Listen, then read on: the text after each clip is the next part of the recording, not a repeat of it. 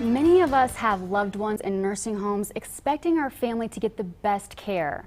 For the past 3 days, I've been digging into some serious allegations that staffing shortages at a Littlefield nursing home left residents without nurses to care for them at some point over the weekend. An incident report from the Littlefield Police Department backs up some of the information KLBK News has received. I was able to speak with one of the sons of those residents, in addition to some employees who have worked at Arbor Grace, and say they can confirm his story. Two individuals we'll hear from chose to stay anonymous because they fear speaking out could cost them their jobs. But the allegations we're hearing from them, if true, are just awful.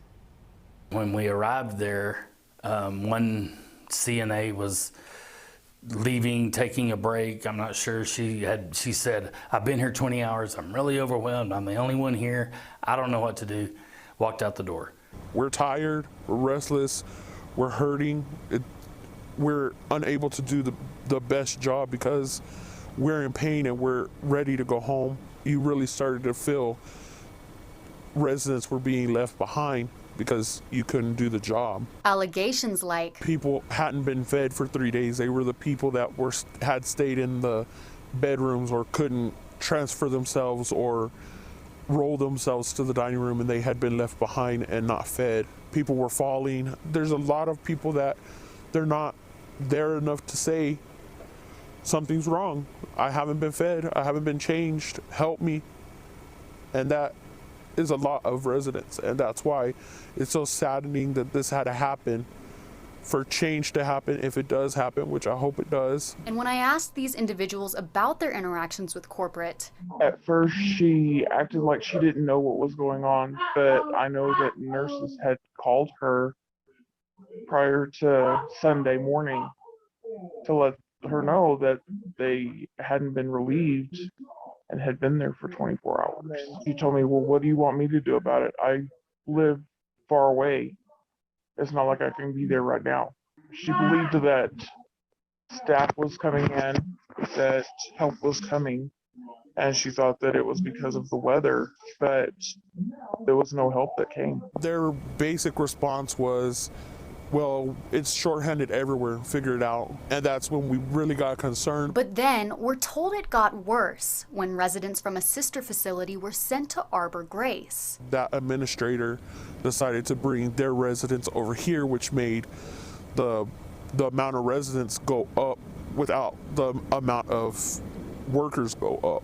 So you still have the same amount of workers there. How many were transferred? I believe 12 to 15. And those residents were the residents that were escaping or trying to escape or being verbally and mentally abusive to other people and the CNAs. They didn't know which direction was up or down, so they were more dependent than some other residents. And then you still had the whole building that had a lot of total dependent residents, plus we had COVID in the building. These are our grandparents and moms and dads and, you know, our loved ones. And we place them in a place that says we will give you care, and then they don't. But I feel like a lot of times corporate puts it as they're just bodies to make money. They're human beings and they should be treated as such. And the fact is they're not being treated like they're anything but a rug to be disposed of, and that's sad. It can't happen again. You know, that can't happen again. You can't, I don't want to walk in there again and see no staff there.